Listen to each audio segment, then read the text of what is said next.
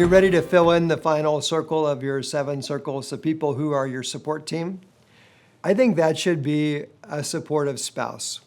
Now, let me say right away, if you're not married, that person may not be in your life yet. Don't worry. God's able to handle anything and everything, and he can handle you. And if he doesn't give you a supportive spouse, he's going to give you himself. That's the good news. So God stands in that role for us. And the Apostle Paul said that if you're single, it's even better, all right? So we're going to trust him on that one. But we need someone in our life, and if you don't have a spouse, you probably need a good friend, a confidant, a person who's going to have your back and be in a supportive role for you. But let's talk about the spouse for a moment, because a lot of us are married or we will be married. A supportive spouse is a gift from God to be a complement into our lives. The Bible talks about leaving our parents, cleaving to our spouse, so the two become one. And that's not just a sexual union, it is, but it's more of a soul union. So leaving, cleaving, and then weaving, you begin to form your life and ministry together. Your spouse needs to be called like you're called. They may not be called to be a pastor. Some people are. Some spouses, like my spouse, Belinda, actually felt called to be a pastor. Yours may not be called to be a pastor, but they are called to you, right? I'll never forget when the first interview I was going through at First Church of God when I was like 23 years old. I just got married. This group of older adults is interviewing me, asking me all kinds of questions about the ministry. And they turn to my wife, Belinda, and they say, "So what's your call?"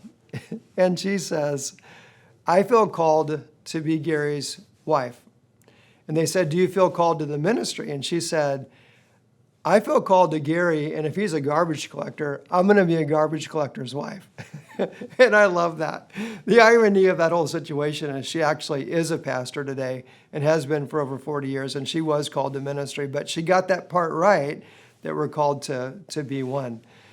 I would encourage you, no matter what comes up in your life and ministry, and a lot of things will. People are going to pull you apart at times. The enemy will work to divide you if he can. There's so many things, time and the way that we get stretched by kids later in life. There's many things that pull us apart. What I would focus on is that God's called you to be one together. First call is to God. Second call is to your spouse. Then to family and ministry. And don't ever forget that. Now, in Ephesians, the Apostle Paul, even though he wasn't married, said some amazing things about ministry that we should take into heart in marriage. He said this, "Be submitted to one another." Even before he told the wives to be submitted to their husbands, he said, "Be submitted one to another." I think that's the higher call. It's the mutual submission that I think makes both parties willing to flex and work together. If you can mutually submit, you can make it through anything. Mutually submitting is basically saying, I really am going to work for a win-win in every situation. Like, I don't want to do this if you don't feel like it's going to be valuing and affirming and helpful to you. Now, it may not be a 10 every time, but they need to feel like that they're in it to win it with you and that they feel like they're voluntarily offering themselves. And that's what the Apostle Paul says to men when he says, be willing to lay down your life as a sacrifice for the other. And if you're a guy today and you're listening, I tell you what, if you do that and you walk it out, your wife will be willing to go where you go and do what you do. And you know what? She's going to make you better because God designed her as a complement. Now, if you're a woman and you're listening to this today, all of the principles stay the same.